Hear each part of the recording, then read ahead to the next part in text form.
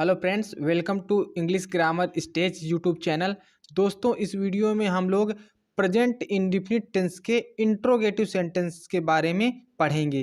तो पहचान वही रहती है जिन वाक्यों के अंत में ता है, ती है, ते हैं आदि शब्द आते हैं, प्रेजेंट इंडेफिनिट टेंस कहलाता है। हम उसी टेंस के अंतर्गत इंट्रोगेटिव सेंटेंस पढ़ेंगे। इंट्रोगेटिव सेंटेंस को हिंदी में प्रश्नवाचक वाक्य कहते हैं। प्रश्नवाचक वाक्य वे वाक्य होते हैं जिनमें प्रश्नवाचक शब्द लगा हुआ रहता है, जैसे क्या, क्यों, कैसे, कौन सा। ये अगर कोई भी किसी भी वाक्य में लगा हो तो वह वाक्य प्रश्नवाचक वाक्य बन जाता है। जैसे उदाहरण के लिए, राम घर क्यों जाता है, तो क्यों से पता चला कि ये जो वाक्य है वो प्रश्नवाचक वाक्य है। और ता है, ती है, ते हैं से पता चलता है कि ये टेंस प्रेजेंट इंडेफिनिट टेंस का है। ठीक। अब इसमें हम आपको बता दें, जो प्रश्नवाचक वाक्य होते हैं वो दो प्रकार के होते हैं। एक प्रकार में वह वाक्य आता है जिसके बीच में प्रश्नवाचक शब्द दिया रहता है, और दूसरा प्रकार वह आता है जिसके शुरुआत में क्या शब्द दिया रहता है। तो देखिए, क्या राम घर जाता है ये भी प्रश्नवाचक वाक्य है, और राम घर क्यों जाता है ये भी प्रश्नवाचक वाक्य है। दोनों को बनाने के नियम थोड़ा सा बस अंतर हो जाता है, इसमें आप लोग ध्यान दीजिए। जो मैं नियम लिखा रहा हूं उनको आपको याद करना है। पहला नियम होता है, यदि वाक्य की शुरुआत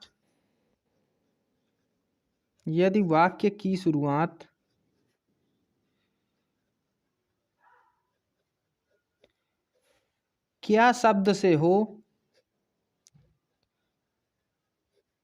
इसको आप ऐसे स्क्रॉल कर ले, वो कर लीजिए, मतलब क्या कहते हैं इसको, इन्वर्टेड कामा जो भी कहते हो, एपोस्ट्रॉफी जो भी।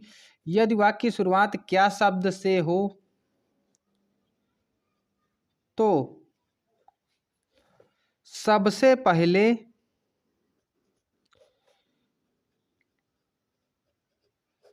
सहायक क्रिया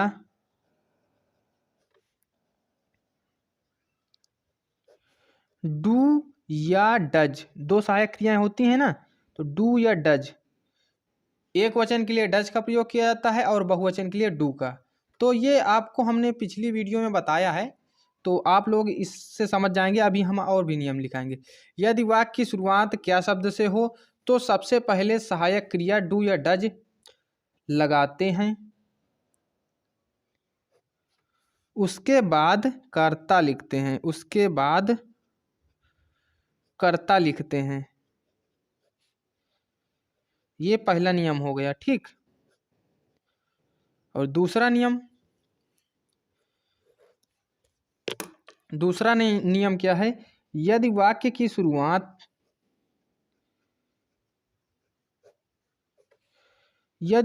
शुरुआत इसमें नहीं लिखेंगे यदि वाक्य के बीच में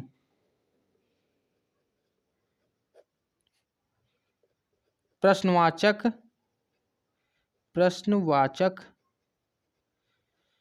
शब्द आए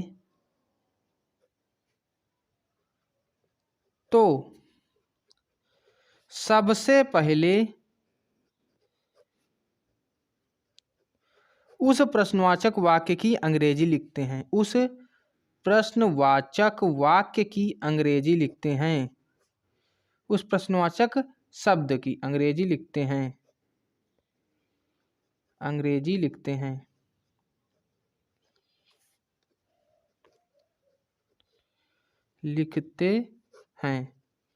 ठीक। ध्यान दीजिए, यदि वाक्य की शुरुआत क्या शब्द से हो तो सबसे पहले सहायक क्रिया डू या डज का प्रयोग करते हैं, और उसके बाद कर्ता लिखते हैं। ठीक। ये एक नियम हो गया जो कि इस सेंटेंस के लिए अप्लाई होगा। क्या राम घर जाता है, इसके लिए ये वाला से नियम अप्लाई होगा। ठीक। और दूसरा नियम क्या है, यदि वाक्य के बीच में प्रश्नवाचक शब्द आए तो सबसे पहले उस प्रश्नवाचक शब्द की अंग्रेजी लिखते हैं। तो ये पहले वाले के लिए अप्लाई होगा। जैसे राम घर क्यों जाता है, तो क्यों शब्द प्रश्नवाचक शब्द है जो कि वाक्य के बीच में आया हुआ है। तो सबसे पहले हम क्या लिखते हैं, प्रश्नवाचक शब्द की अंग्रेजी लिखते हैं। इसके आगे और थोड़ा सा लिख लें, इसके बाद सहायक क्रिया लगाते हैं।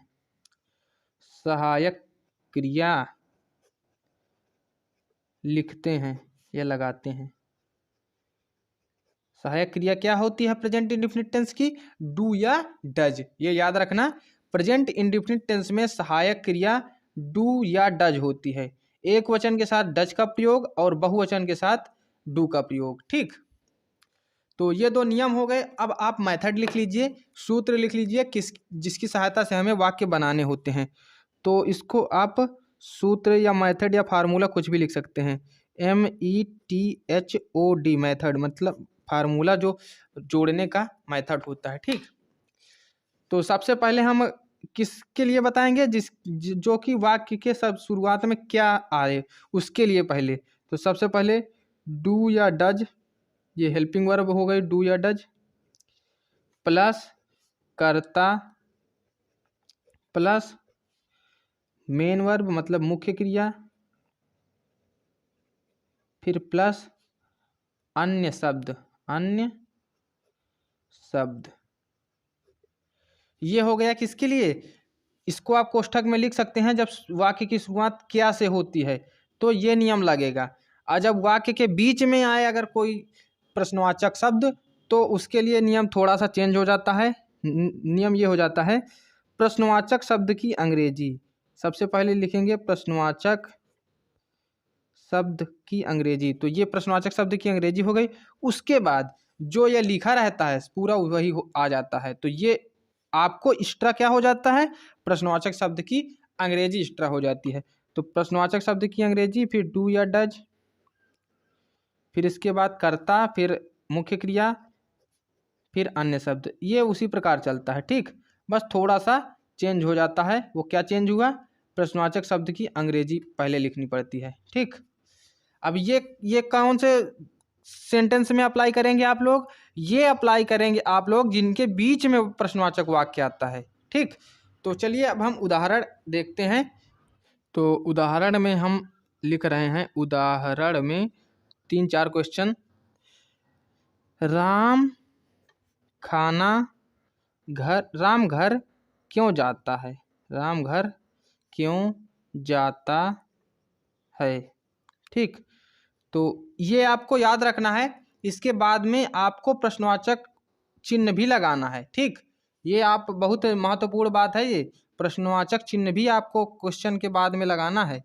क्वेश्चन मार्क जो प्रश्न रहेगा उसके बाद में प्रश्नवाचक चिन्ह लगाना बहुत जरूरी है। तो राम घर क्यों जाता है, क्यों से पता चला कि ये प्रश्नवाचक वाक्य है, और ता है से पता चला कि ये प्रेजेंट इंडेफिनिट टेंस का वाक्य है। तो सबसे पहले हम क्या लिखते हैं? अब ये दूसरी टाइप वाला क्वेश्चन है, वो है प्रश्न है, मतलब ये जो सेंटेंस दिया गया है वो दूसरी टाइप वाला है। तो सबसे पहले प्रश्नवाचक शब्द की अंग्रेजी। तो प्रश्नवाचक शब्द क्या हो गया? क्यों। तो क्यों की अंग्रेजी क्या होती है? वाई, WHY, वाई लिख दिया। फिर उसके बाद डू या डज। तो डू या डज का प्रयोग हम कर्ता के अनुसार करते हैं। एक वचन कर्ता के साथ डज का प्रयोग और बहुवचन कर्ता के साथ डू का प्रयोग। तो ये राम जो है एक वचन करता है, इसलिए यहाँ पर हम लोग डज का प्रयोग कर देंगे, वाई डज। फिर इसके बाद कर्ता, कर्ता क्या है? राम, तो राम लिख देंगे आप, राम का नाम है तो राम। इसके बाद मुख्य क्रिया, मुख्य क्रिया क्या हो गया? जाना, जो कार्य किया जा रहा है, तो जाने का कार्य किया जा रहा है, जाता है ना। तो जाता है की अंग्रेजी होती है गो। ठीक, अब इसमें एस या ईएस नहीं लगाएंगे क्योंकि ये नियम के खिलाफ है। हमने जो है इसमें ये नियम नहीं लिखाया कि आप इसमें एस या ईएस लगाएं, क्योंकि ये जो है सिंपल सेंटेंस में केवल चलता है। जबकि हम कौन सा सेंटेंस हल कर रहे हैं? प्रश्नवाचक, तो इंट्रोगेटिव सेंटेंस हल कर रहे हैं। ठीक, अब उसके बाद अन्य शब्द, अन्य शब्द क्या हुआ? होम, तो यहाँ पर होम लिख देंगे। अब आप लोग एक बात याद रखना, जब होम घर के लिए जाता है तो यहाँ पर टू नहीं लगता। अन्य जगहों में अगर कहीं पर जाने की बात की जाती है तो गो के बाद ज़्यादातर टू प्रीपोजिशन का यूज कर दिया जाता है, लेकिन होम के बाद, होम के पहले आप टू प्रीपोजिशन का प्रयोग नहीं करेंगे। और इसके बाद आपको प्रश्नवाचक चिन्ह लगा देना है। इसके बाद अब हम दूसरा एग्जाम्पल लेते हैं। ये हो गया एक। दूसरा एग्जाम्पल लेते हैं, जितेंद्र क्यों लिखता है? जितेंद्र पुस्तक क्यों लिखता है? ठीक, तो हो गया जितेंद्र पुस्तक क्यों लिखता है। क्यों लिखता है। ठीक, तो सबसे पहले हम क्या लिखेंगे, जितेंद्र की अंग्रेजी नहीं लिखेंगे, सबसे पहले हम प्रश्नवाचक शब्द की अंग्रेजी लिखेंगे व्हाई। फिर इसके बाद एक वचनकर्ता के साथ डू डज का प्रयोग और बहुवचनकर्ता के साथ डू का प्रयोग। तो यहाँ पर डज लगा देंगे, जितेंद्र चूंकि एक वचन है। ठीक, इसके बाद कर्ता, कर्ता क्या है इसमें, जितेंद्र, तो यहाँ पर लिख देंगे जितेंद्र।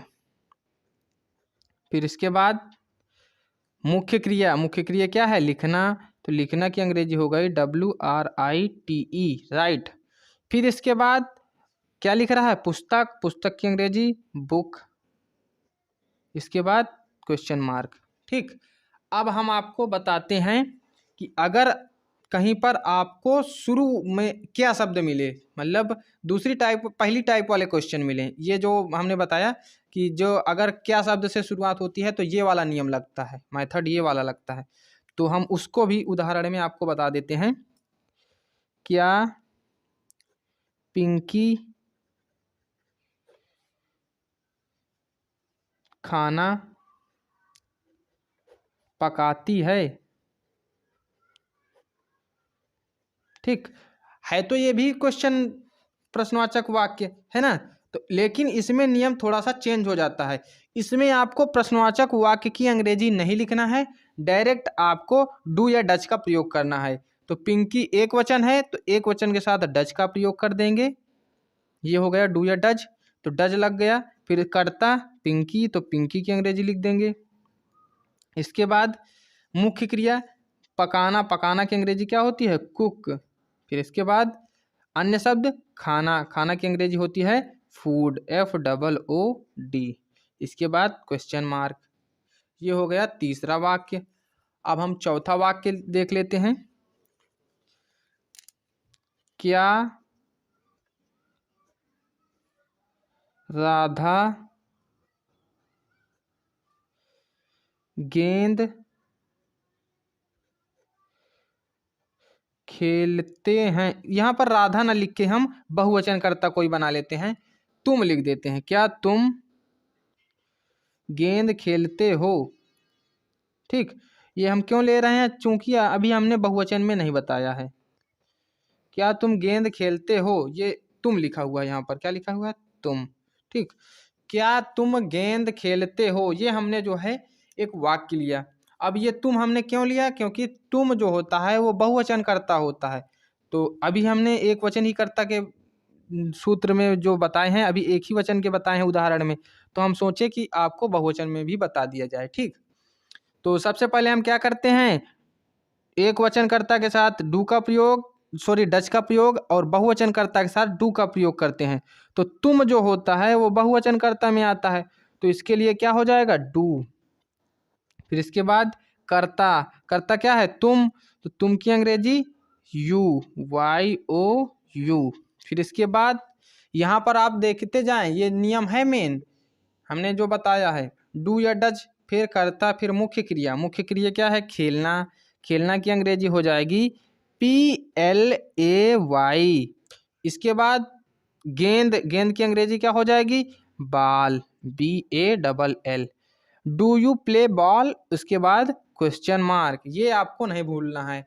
अब हम आपको 3-4 आपको और उदाहरण दे देते हैं जिससे आप लोगों को डाउट ना रहे। ठीक, अगला उदाहरण है मीरा बाजार कब जाती है।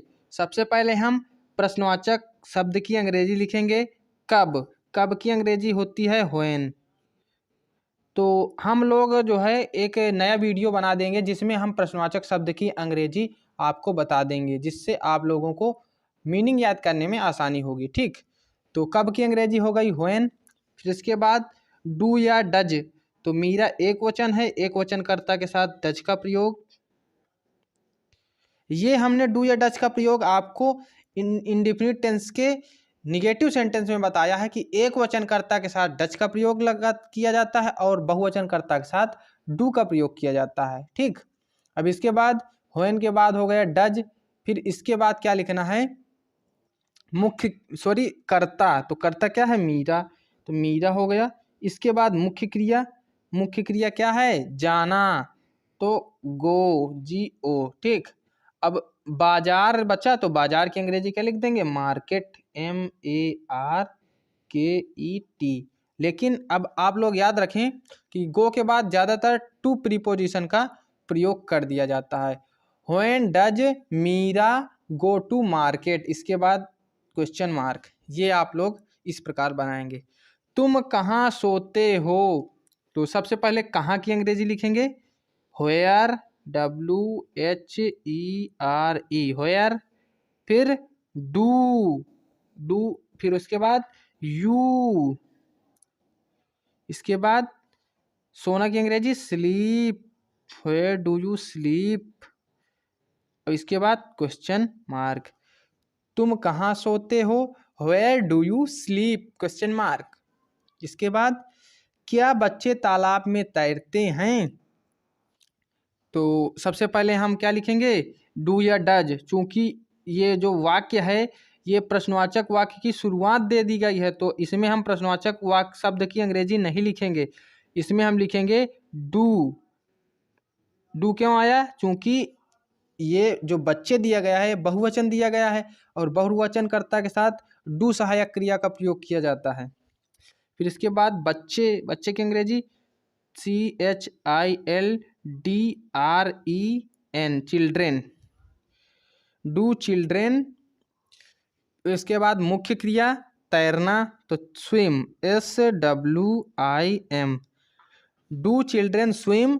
फिर इसके बाद तालाब में, तो लिखेंगे इन, पहले में की अंग्रेजी हो गई इन, फिर तालाब की अंग्रेजी पॉन्ड, POND, पॉन्ड। इसके बाद क्वेश्चन मार्क। ये हो गया do children swim in pond. हम कौन सी किताब पढ़ते हैं? कौन सी आया है, तो कौन सी की अंग्रेजी होती है व्हिच, WHICH, व्हिच हो गई, जो हो गया प्रश्नवाचक शब्द। इसके बाद डू या डज, तो डू या डज के हिसाब से आ जाएगा डू। इसके बाद कर्ता हम की अंग्रेजी होती है वी, व्हिच डू वी। यहाँ पर आप लोगों को मैं बता दूं, इसमें थोड़ा सा चेंजमेंट रूल चेंज होता है। हम कौन सी किताब पढ़ते हैं, कौन सी के साथ में हम जो आगे दिया रहता है उसको भी साथ में लिख लेते हैं, ठीक। याद रखना, कौन सी अगर कहीं पर वाक्य में दिया गया हो तो उसके बाद में जो भी दिया गया हो वो ऑब्जेक्ट आपको साथ में लिखना है। तो व्हिच के साथ तुरंत आपको बुक लिख देना है, व्हिच बुक। ये व्हिच कौन सी के लिए प्रयुक्त होता है, और उसके साथ जो लिखा रहता है उसको भी साथ में लिए रहता है। तो हम कौन सी किताब पढ़ते हैं, तो व्हिच बुक साथ में लिख देंगे, कौन सी किताब, ये पूरा प्रश्नवाचक शब्द बन गया, ठीक। फिर डू, फिर वी, फिर इसके बाद मुख्य क्रिया हो गई रीड, READ। अब इसके बाद कुछ नहीं बचा है तो आप क्वेश्चन मार्क लगा देंगे। ये सही वाक्य बनाने का नियम होता है। चूंकि कौन सी जो है ये होता है, ये थोड़ा सा एक्सेप्शन होता है, अपवाद होता है, तो इसमें आप लोग विशेष ध्यान दें। कौन सी अगर कहीं पर दिया गया हो तो उसके साथ जो दिया गया हो उसको भी प्रश्नवाचक शब्द में ऐड करके साथ में लिख देना। अगला दिया गया है गाय दूध क्यों देती है?